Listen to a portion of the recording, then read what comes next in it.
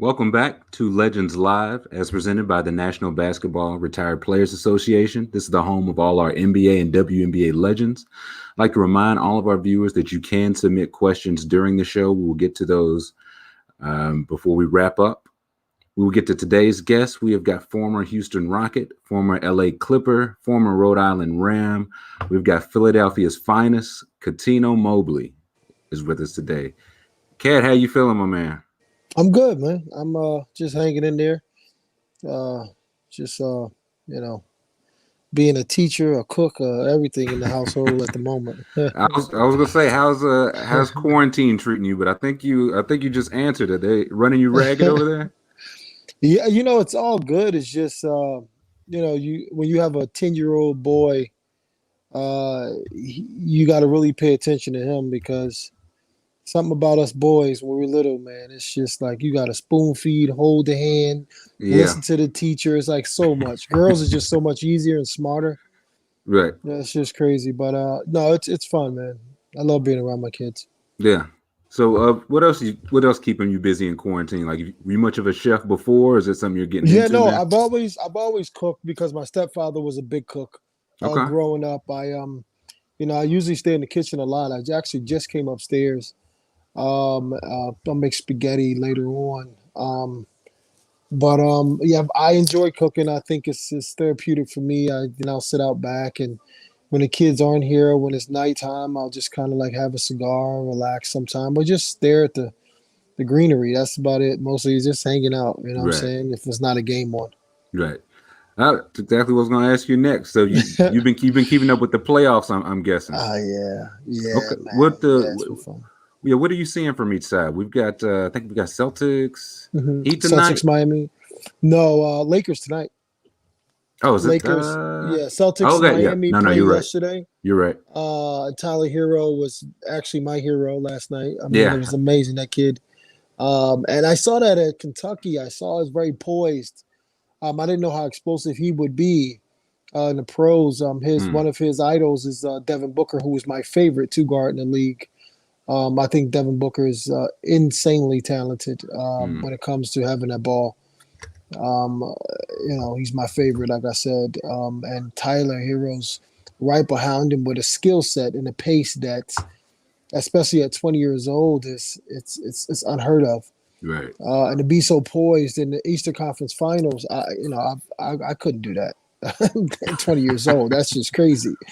To really understand the game like he does, and to be able to, whether it's scoring coming off dribbles and all the things that he's doing, and having Eric Spoelstra was one of my favorite coaches. I love the grit that he instills in his team, and I said Miami was going to beat Milwaukee 2 weeks before. If they meet Milwaukee, they'll beat them because Milwaukee just don't have they just don't have it. No matter if they have the MVP or not, just don't have it. What did you see that from Milwaukee that you were like that you weren't convinced on? I seen 3 years of them being ounched. That's what I saw. Like just yeah. I mean, when it's back to back and you've shown that you don't really make adjustments like that. Yeah, but that's exactly the same way, right? There's no adjustments being made. Yeah. Right, and you're regular season guys, and there's no disrespect, but you can't win 60-something games every year, 50-something games, and then you lose every single time the same way in the playoffs every single year. Yeah. Right. Something is wrong. Something has to give. And the game that you did win against Miami. I mean, okay, yeah. The Freak didn't even play that game. Yeah. Eric Bledsoe was not a catch and shoot guy. That was a game I think he got hurt in. Yeah. Right. Yeah. Eric Bledsoe's not a catch and shoot guy. He's more athletic. Putting pressure, going downhill, and you have other guys that can do really well. So I don't think that lineup is a great lineup for him, as dominant as he is, and it needs to be some changes for him because that's 3 straight times that you lost the same way, where they walled you up and you're trying too hard and everybody else is just waiting for you to feed them. It's just not smart. What would you recommend? Like, not even necessarily a player, but like another ball handler, another defender, another shoot? Like, what do you think? What's their missing piece? Well, I mean, Kobe said this about James Harden, who I love James Harden, but I critique the game, like that, where it's if you have to focus on one person, it's easy when the playoffs come. Right. When we had our 2006 lineup with the Clippers, I think we were one of the best teams. It's just that, it was too much micromanaging. And no disrespect to Mike Dunleavy, I love him to death, but when you have a lot of vets and guys that can play, sometimes you just got to let go and let them play, right? So you had a second in MVP voters in Elton Brand. You had a Corey Maggette 20 a game. You had myself that's in the 19-20 a game. You had Sam Cassell, who's a winner, and you had Sean Livingston. You had a nucleus of guys who can literally dominate, but it was just sometimes coaches micromanage the situation and don't let it flow, right? And when you're dealing with a lot of these teams or guys, you're looking. Everybody loves Giannis because he's so dominant, like Shaquille O'Neal in the post. And well, why don't you start 15 feet from the basket? Get someone else to come in there and run the team, right? It's kind of like the Clippers, where Patrick Beverley thumbs up when it comes to defense, but when it comes to the team being rattled, the team being settled, who do I get the ball to? Their kill spots. Right. You don't have that keeping guy. Everybody on the team fed. You don't have that guy. Shut. Got you. Right? You don't have that guy. And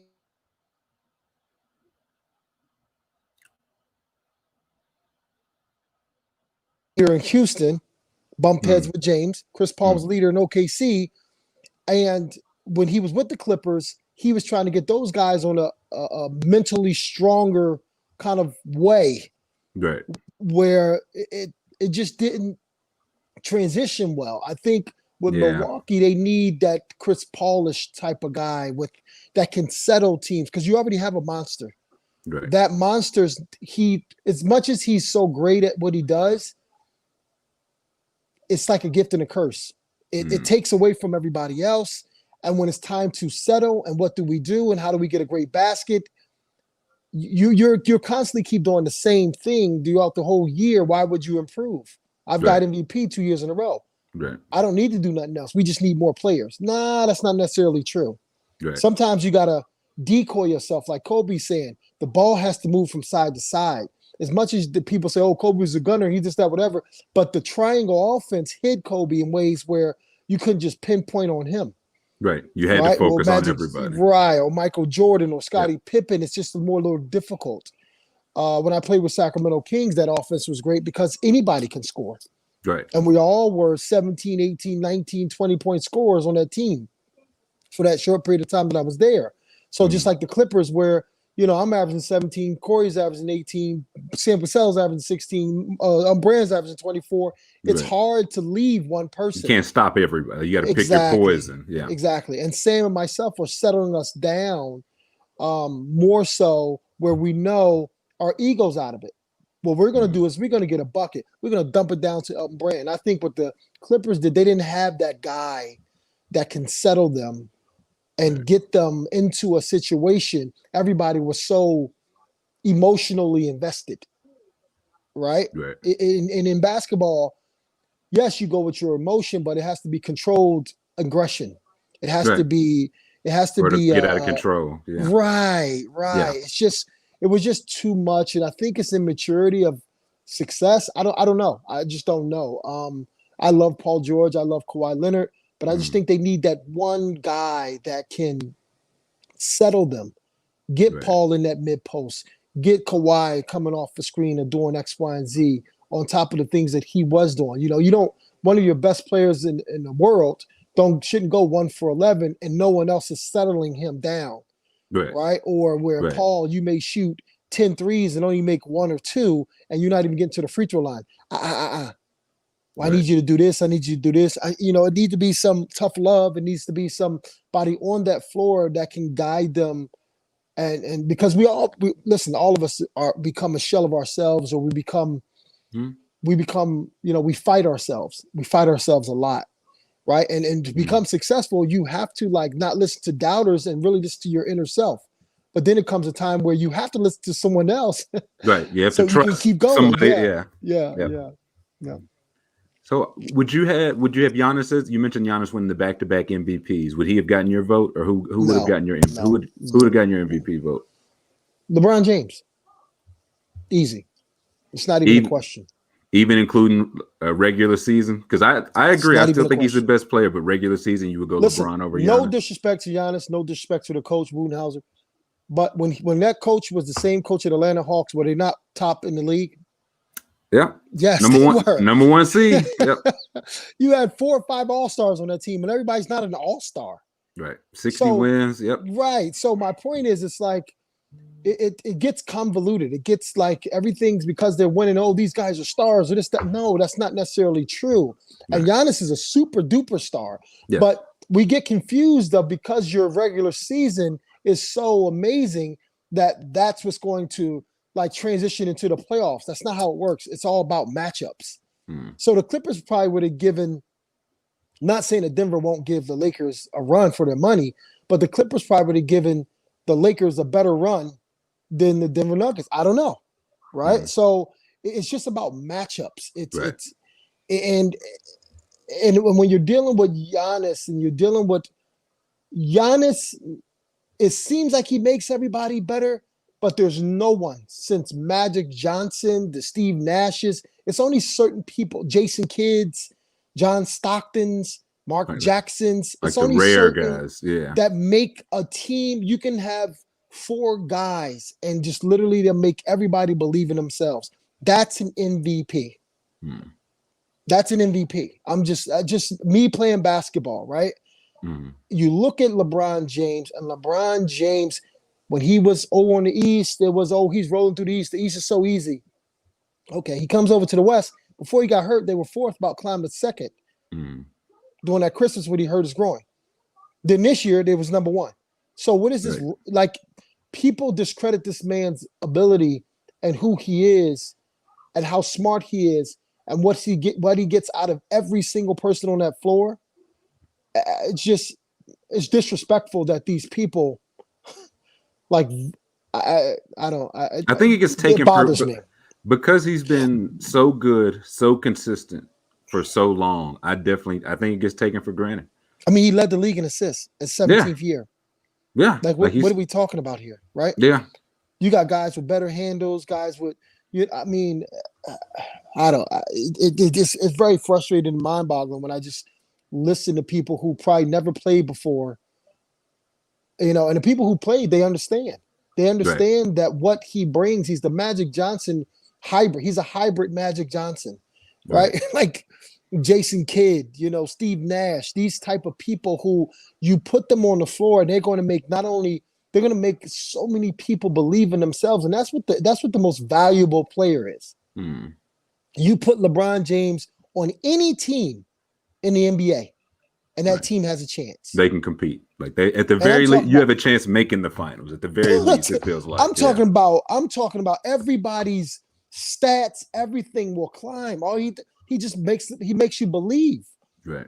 And that's what basketball is about. That's what it's about when you're on the floor. It's not I can dunk from the free throw line when I'm, fast break. I only take 2 dribbles. And I love Giannis. Right. All I'm saying is people get enamored. Yeah. They get enamored by this. And are you enamored because LeBron's leaving? So you have to latch on to someone else? Is that what it is? Right? Like, it's marketing wise, I understand that. That's cool. Right. But at the end of the day, the game of basketball is played the best by that man, LeBron James, to me. So what do you think of like a younger guy, like what we saw from Luka Doncic? Like, is as you were describing it, I was just thinking of younger guys, and Luka came to mind when you talk about like getting your teammates involved. He controls things, but he's moving the ball around. Guys know they're going to get like, hey, you keep moving, you'll get an open look, you'll get a layup, you'll get an open 3-pointer. Yeah. So I was interested, how you feel about he or any of the younger players. No, I love Luka. I love Luka and I love Ja Morant because they have a pace, and Ja Morant, was in the West and they were in the 8th seed. Right. He's a rookie at the point. The hardest position to play is the point. And he's a rookie playing the point and getting everybody believing themselves, play hard and no fear. And then Luka's the same, where Luka's favorite player is LeBron James. And it shows. He's a better offensive player than LeBron James. big time. I'm not talking about a Like little right bit. now or at the same age? He only thing LeBron James have over Luka is just speed and athleticism. As far as skill, no, it's not even. Luka's shooting the ball from 40 feet out, step backs, crossovers, Yeah. Slow steps, Euro steps. LeBron didn't have that. LeBron was just an athlete, Right. That's with fair. a high IQ, Right. right? And of course, the amazing passing, all that. But Luka has that without the speed or the dunking the ball. But as far as skill set, right? Like, it's just unprecedented. It's just those people like that with that type of IQ where you can play chess, to me is unbelievable, because I picked up a basketball at 14 years old. I was a pro. I was starting to play with pros at 20 years old. I'm sorry. 20 years old, they were starting to let me play with pros. So, I mean, that's a huge leap. So I didn't really understand the game like these guys playing, LeBron and them at 6 years old and Kobe at, like the prodigy, 4 years old. And I didn't yeah. understand the game. I was a football player and a boxer. Mm. So I had to catch up. So the more I caught up in the game, the more I started to understand it was about pace. It was about studying. It was about understanding. It was about your opponent. It was so many different things that go on, and a lot of these young guys don't really understand it. And that's what I love about Tyler Hero or Devin Booker. It's like they're young and they get it. Right. And to me, that's just an amazing thing to be able to get it at such a young age, because the game slows down mentally. It's right. Where you don't have to move as fast and you can still kill. Yeah. You know what I mean? So, and Luka wasn't blessed with speed or athleticism, so he learned how to create his pace like the Joker, right? I was gonna say Jokic is another one He's who not dunking that ball, moves but at his own pace, killing but everybody. yeah. I would say, I don't know if you like the Kentucky, like you giving the good praise to Booker, Tyler Hero. I love to hear it, man. I love them. I love those. Love dudes, to hear man. it. I love those dudes, man. I mean, they're unbelievable to me. I love that pace. And I didn't get that until I got older. I was gonna say, what made that click for you? Was it a certain like veteran on your team, a certain coach? Like what made it click for you? Avery Johnson, Sam Cassell, Nick Van Exel, Scottie Pippen. This is my rookie year. I'm around these guys. So, I'm just watching while I'm playing how they conduct themselves on the court as far as the way they think. And now watching Steve Nash, and me and Steve will work out together, early in the 2000s. And I'm like, I can do that. Okay, Right. cool. All right, well, you can score, you can dunk on people, but you need to do this. What's best for the team? Right. Right? Because I could score 25, 30 points a game, but that's what's best for the team. Right? I don't think that's, but like, for instance, I think for Boston Celtics, Kemba Walker should have great games from the very beginning, because he's so smart and because he can facilitate, and if he has that hot hand, he puts the pressure on. Right? Miami. Right. Whereas though, when you have the Marcus Smarts of the world, where he's hot in the beginning, it's fool's gold. Right. Because if you got your point guard who is the true facilitator that's struggling, it's some people just need to score that and dominate, and some people just don't. Right. Yeah. And that's just what I believe. That's just what it is. We needed Elton Brand to score 25, 30, right? We need to get Corey Maggette in the game early. Then me and Sam, because we can score with our eyes closed. We know how to play the game, not like they don't. Right. But again, we're helping them learn how to win and not only trust themselves, but trust us in the process, kind of thing. And the game is, people don't give basketball players a lot of credit. The game is so psychological. It's so mental, and I seen the Clippers break down mentally.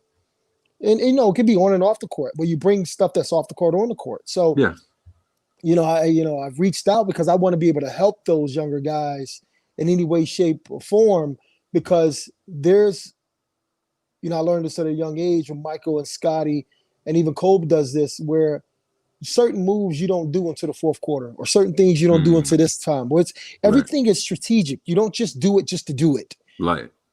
You're like you're setting it up like you said, boxing. You're setting up something for later. Yeah, counters. Gotcha. You're setting up the counters so coaches and players don't get a whiff of what's going on. They can't adjust at halftime to you. So guessing. Right. So in the fourth quarter, I might bring out the pick and roll on the left side. And it's hard for you to adjust now, because now I've already put pressure on this team, and all of a sudden I've got you mentally also. Right. I put one of your guys in foul trouble. I put another guy in foul trouble. I'm gigging. I'm rolling. I have the rhythm, and my guy that I'm playing pick and roll with is the rhythm. Or I have you 15 feet from the basket, and you have to double faster when I face up. It's so many strategic things that goes on that people are just playing just to play, and they don't really understand that. Yes, this day and age, you guys are more skilled, but when we played and it was pass it in the post and go through, when you're Paul George who's 6'9", or a Kawhi Leonard who's 6'6", and you have kill spots that's 15 feet from the basket, I'm not using that much energy. I'm using that down on the other end. Right. Down here, I'm gonna get to my spot. I'm gonna face up. I'm gonna let you double, and I'm gonna swing, three, swing, penetrate, layup. Get an open look. Put the pressure on them. Gary Payton from the post. Magic Johnson was from the post. Biggs were from the post. When you have big guards like this, and they're so good in the post, why use all the other energy, pin downs and coming offs? And it's just too much for me. Right? So, it's just different planning that I think should be going on, because the Clippers on paper do have the best all-around team, but it's just utilizing individuals and for themselves is different. While you have the Milwaukees of the world, where everybody's watching Giannis, and then he's kicking it out, and then they shoot it, and then that's 60-something games. That's like, come on. It's like James, dribble, step back, 15 free throws, and everybody else is like, okay. Right. Like it's easy to like watch one guy do his thing and get lost in that. When it's time, you have to step up at the end of the game. You might be ice cold because you've been watching him do his thing like that. Yeah. So what are you seeing? You got a prediction for tonight's game? We got Lakers up 2-1. Yeah, LeBron adjusts really well, and I don't want to jinx it, but he adjusts really well. And you're not going to have Dwight Howard, JaVale McGee, and AD combined for 2 rebounds. Yeah, you know what I mean? You can't have that. Yeah. It's just I don't think that's going to happen. And then the kid Grant from Denver, you had 26 points. You going to do that again? Right. You know what I mean? So I just don't know. Right. I want to see LeBron in the post more. Right. When AD is out the game and it's him and Rondo. But again, I just grew up. I grew up where we beat you up in the post. Right. Remember the Charles Barkley's, Hakeem Olajuwons. It kills your legs. And Jamal Murray is as talented as you are. I want to kill them legs. I don't want you coming off screens all day long. Right. Like I want to be able to punish you. I want you to get 2 or 3 fouls. I want to be able to beat you up psychologically as well. So it's not just physical abuse; it's mental abuse. Right. I was gonna say, what's something you would do as a 2 guard if you were going up against a Jamal Murray, a Harrow, one of these like in a hot streak right now? I'm posting them up. Just get physical. I'm posting them up, beating them up, tagging them. I might get 1 or 2 cheap ones, but tagging them in the lanes. Right. You know what I'm saying? Like getting them in the post, just beating them up, just literally taking their legs out of the game. And that's where it's not 4 for 6 in the fourth or 7 for 8 in the fourth quarter. It's literally like 3 for 10. It's like it's a struggle. They're beat up by it. Exactly. I think that's what happened. Not a point guard, but I think that's what happened with PJ Tucker in Houston. Like he got to wrestle with Anthony Davis and Steven Adams, all these guys, and you come at the other end and he got to shoot 10 threes a game too, man. Yeah. His arm's probably ready to fall off. So I think it's definitely something to it. Yeah. Your legs die on you. It's all strategy. So who you got in the finals? What's your finals looking like? I want to see Miami Lakers. Okay. I think that'd be I want to see Miami Lakers. You got a prediction for it? Listen, I because of so many haters, and they don't appreciate the person that he is. Of course, I want LeBron James to win. Yeah. How many games? Listen, let's get past Denver, but Yeah, you can in never the count them out. finals. Right. So the finals, I mean, I'm going like 6. Okay, Because Lakers listen, over. Eric and Pat Riley, they're smart. They Mm, know LeBron, they know his tendencies, they know his strengths. So it's LeBron James playing against Miami was never a landslide. It was right, always a fight. right. So in saying that, they understand LeBron's weaknesses and percentages on both sides of the court, whether it's on the left, right, or in the middle. I just want to see him get another one. Mm. So I think we'll get to a couple questions. We've got some viewer questions. Bridget, what is our first one here from Whack Human Being? He said, as a Philly guy, do you have a favorite cheesesteak spot? South Street Ishkabibbles. So okay, what is it about their cheesesteak? It's a lot of meat, and then they have this drink that's mixed. They mix this drink called the Gremlin. It's so good. Okay, what Yeah, is that a secret ingredient thing or yeah. what's in the So gremlin? this there, yeah, it's all. It's just a whole bunch of different juices Okay, mixed into one. Kind of like your mom Kool-Aid back in the day. okay, yeah, just some of everything. Kitchen Yeah, sink. somebody. You know what I'm saying? Put it all in there. Got you. Let's see. Next question from Basque. He says, "Have you ever thanked your parents for your fire name?" That's a great name, man. That's my grandmother. She's a Sicilian Native American. So she named me, and yeah, you know what? When I was younger, they never called me that. They called me. My middle name was Rashan or Mm, Man Man, and once I got a little older, the girls like Cuttino, so I used to just kept saying Cuttino because I yeah. thought it was cool. So it stuck with me like I was that. gonna say, yeah. Listen, if they like Catino, it's Catino. It Yeah, it's is what Cuttino. it is. It could It be. is It what could it be is. Casino. It could be Right. Casino. What? It's all good. Let's see. Is that all our question? Okay. Before we let you out of here, we've got to get. What are you listening to now? We're trying to get a playlist together from all our legends. Give me a couple songs you're listening to. It could be old. It could be new. Anything that you're listening to right now. Oh man, you know what? I don't have any particular song, but I usually listen to the Rat Pack Pandora Station, or Okay.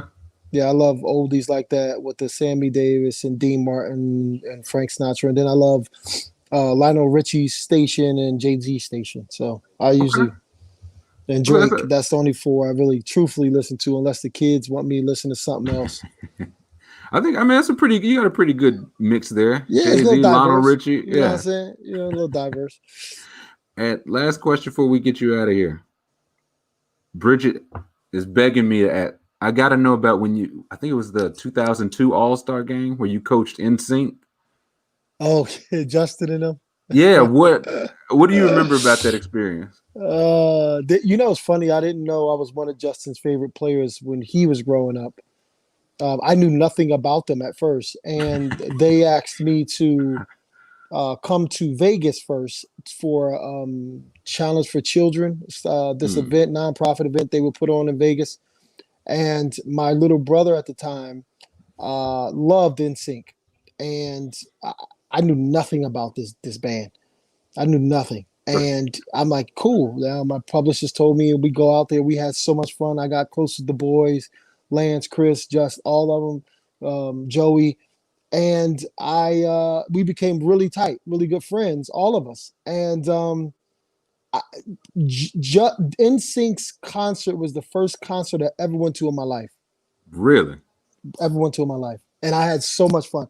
I I was sat gonna with say, how was it? I sat with Justin's mom, man. I couldn't believe it. I'm like, damn, these boys are good. Like I couldn't believe it. And then we became really close, and they would come to my games. And when I went to Orlando, me, Steve Francis went to Orlando. I hung out a lot with Chris Kirkpatrick and Mm, Lance and those guys. And I know me coming from North Philadelphia. I'm not listening to no, you know, unless it was Boys to Men. I'm listening to boy band. Like I'm right. cool on that. But there was just something different, and it was fun. And from then on, I was just and Justin's his talent is itself. He's like he's amazing. Mm, And all those guys were talented. So I'm glad that happened for me. mm. Who else was on that team? She said we had Ludacris was on that team. Who else did you coach there? I don't remember the team. I don't know. Remember the team that it was. I I think we might have to see if we can find that video or or picture. It was just a wild thing. Like you just scrolling pictures, and it's just you like in a huddle drawing up plays. Oh, really? Yeah, with I think I don't know, a couple of the guys like on either side of you. It looks like. Oh, I gotta see it. I didn't see it. Yeah, let's see if we can find that. But yeah, we won't hold too much of your time. Cuttino, Cat Mobley, thank you so much for joining us, man. For sure. Appreciate you. Of course. That'll do it this week for Legends Live. Of course, we got new episodes live every Thursday, 5 p.m. Eastern Time on the NBA Alumni Twitter, Facebook, YouTube, and Twitch. You can catch any replays of old episodes at legendsofbasketball.com/legendslive. You can also catch the audio replay in podcast form on Apple Podcasts, Spotify, wherever you get your podcasts by searching for Legends Studio. And we will catch you next Thursday.